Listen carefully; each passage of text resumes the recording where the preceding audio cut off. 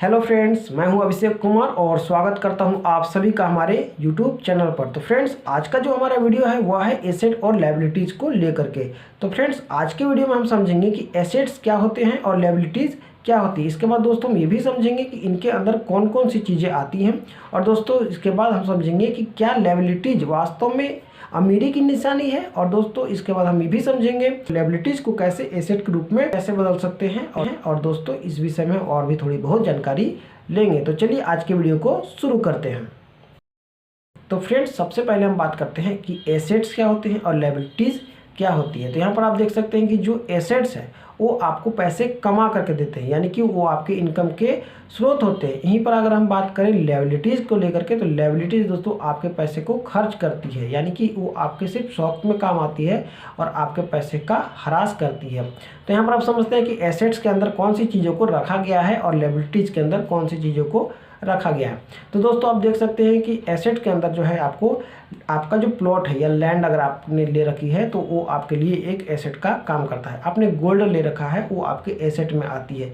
यदि आपने mutual fund में पैसे रखे हैं या फिर आपने स्टॉक खरीद रखा है तो वो आपके लिए एक एसेट का काम करता है।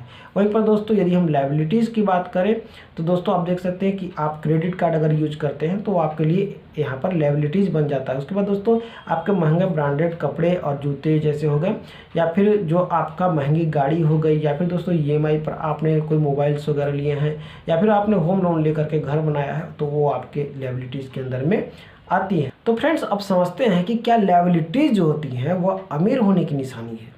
तो फ्रेंड्स, आप देख सकते हैं कि कोई भी अमीर व्यक्ति होता है वो जनरली आप देखिएगा तो वो लायबिलिटीज़ की ओर ही आगे बढ़ते हैं, यानी कि उनके महंगे घर होते हैं, महंगी गाड़ियां होती हैं, महंगे मोबाइल्स होते हैं, यहाँ तक कि वो महंगे ड्रेसेस भी पहनते हैं। उनका पूरा का पूरा प्रोफाइल जो है कि वह लायबिलिटीज़ यानी कि महंगी चीज़ों से ढके होते हैं। तो फ्रेंड्स, यहाँ पर हम जो आम आदमी की बात करें तो वो भी अपने आप को अमीर दिखलाने के लिए लायबिलिटीज़ का प्रयोग करते हैं, यानी कि वो महंगे महंगे चीज़ों का प्रयोग करते हैं। हालांकि उनके पास उतने पैसे हो या ना हो वो नहीं देखते हैं, और वो जो है कि लोन पर या जो है कि कहीं से भी पैसे इकट्ठा करके और अपने लिए महंगी चीज़ें लेते हैं, जो यहाँ पर तो गलत है। लेकिन ये देखा जाए तो लायबिलिटीज़ अमीरी का निशानी है, लेकिन ये सबके लिए नहीं हो सकता है। क्योंकि अगर हम पैसे ले रहे हैं किसी से, यानी कि लोन पर पैसे ले करके हम कर रहे हैं, तो ये हमारे लिए नुकसानदायक हो रही है। हम ऊपर से तो दिखते हैं अमीर, लेकिन अंदर से हम होते हैं गरीब। तो फ्रेंड्स, ऐसा नहीं है।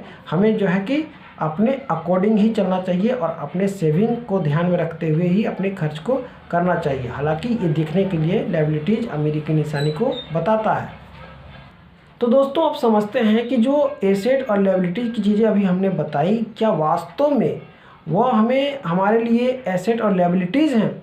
नहीं, ऐसा नहीं है दोस्तों। यदि उनका प्रयोग एसेट के रूप में किया जाए तो वह एसेट बन जाते हैं, और अगर लायबिलिटीज़ के रूप में किया जाए तो वो लायबिलिटीज़ बन जाते हैं। एग्जाम्पल के लिए समझते हैं कि यदि आपके पास कोई गाड़ी है और यदि आप उस गाड़ी का प्रयोग अपने खुद के शौक़ को पूरा करने के लिए करते हैं, यानी कि आप सिर्फ खर्च कर रहे हैं, उस पर बेफालतू में घूम रहे हैं, तो वो आपके लिए एक लायबिलिटीज़ है। लेकिन दोस्तों यदि आप देखिए कि जो आप गाड़ी आपके पास है, उसी गाड़ी को अगर आप कहीं दे रहे हैं भाड़े पर, कहीं ओला उबर जैसे कंपनी में आप दे रहे हैं, या फिर कहीं बारात वगैरह में दे रहे हैं, तो आप देख सकते हैं कि वो आपको पैसे कमा कर दे रही है, यानी कि यहाँ पर आप देख सकते हैं कि वो आपका एसेट बन गया। तो दोस्तों यहाँ पर एसेट और लायबिलिटीज़ उनके यूज पर डिपेंड करता है। उसी तरह से अगर आप घर देखें तो घर को भी आप रेंट पर दे सकते हैं और वहाँ से भी इनकम जनरेट कर सकते हैं।